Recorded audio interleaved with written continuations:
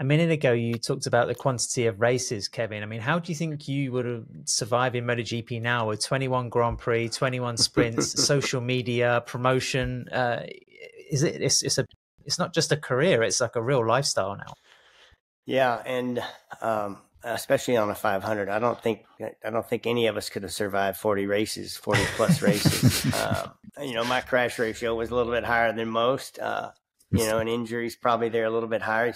Geez, we have to do twice as many. I mean, I think on the biggest season we ever had was 15 races, and then you do a couple after the season in Japan. So you might have to race 16 or 17 times. But to have to race, like that against those guys at that level on a Saturday and on a Sunday, yeah, it gives you a chance to maybe redeem yourself if you didn't get things right on Saturday. But it's also just as big an opportunity to take two big hits in the points if you make a mistake.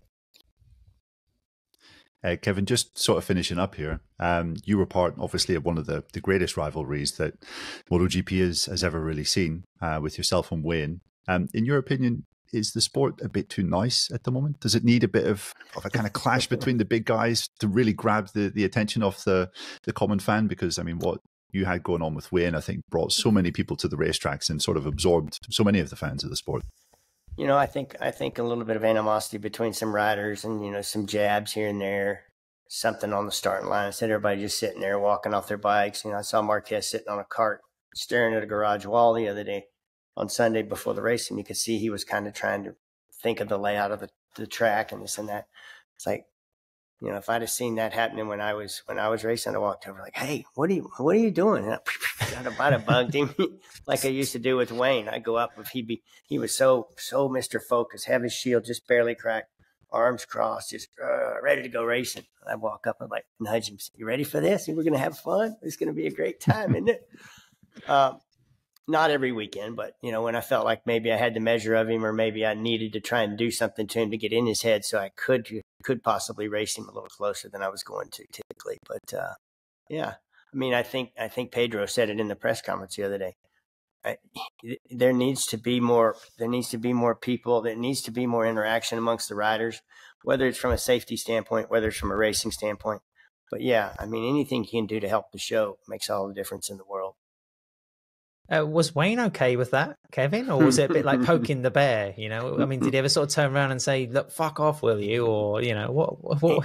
He never quite got to that, but sometimes I'd do it. I think it'd make him even madder, and he'd freaking beat me even worse. So yeah, you had to pick and choose your weekends. Hey, Kevin, just to finish up, I mean, from what you've seen of MotoGP so far this year, is there a clear favorite? Because looking at the first three races, I mean, there's maybe 4 or 5 guys that can possibly fight for the championship this year. Don't know how you see it. I talked to somebody going out on the grid the other day, and I'm going to leave his name out of the equation, but I said, "So what's going to happen this weekend?" He says, "Well," he goes, "if the 89 can get his head on straight," he goes, "it's going to be hard to beat, because Maverick's shown us how good he is. Peck, I mean, he just went down the line. There's got to be a handful of guys that you have to say still are in contention for this championship, especially with the number of races that are out there. Somebody gets some, I mean, like Maverick winning both the sprint and the big race.